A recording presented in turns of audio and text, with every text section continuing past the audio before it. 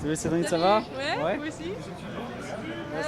Comme avant tous les Tours de France, j'ai ça à chaque fois. Cédric Carball, vous avez fait un numéro, on peut dire, sur la Flèche Wallonne avec 50 km en solo. Comment vont les jambes? Vous avez récupéré?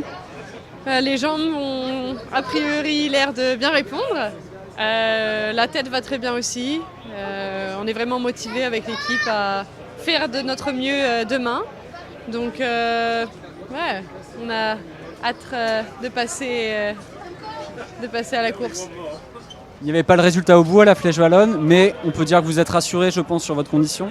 Ouais, je pense que j'avais besoin de me rassurer physiquement. Le début de saison, c'était pas ce pourquoi j'étais vraiment venue.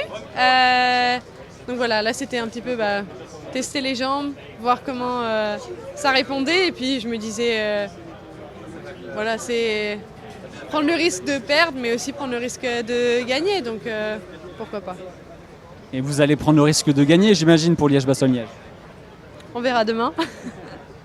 Merci. Dernière question, comment vous expliquez le paradoxe que sur la course messieurs, il faut attendre le plus longtemps possible pour se dévoiler, et sur la course femmes, on a l'impression que c'est l'inverse?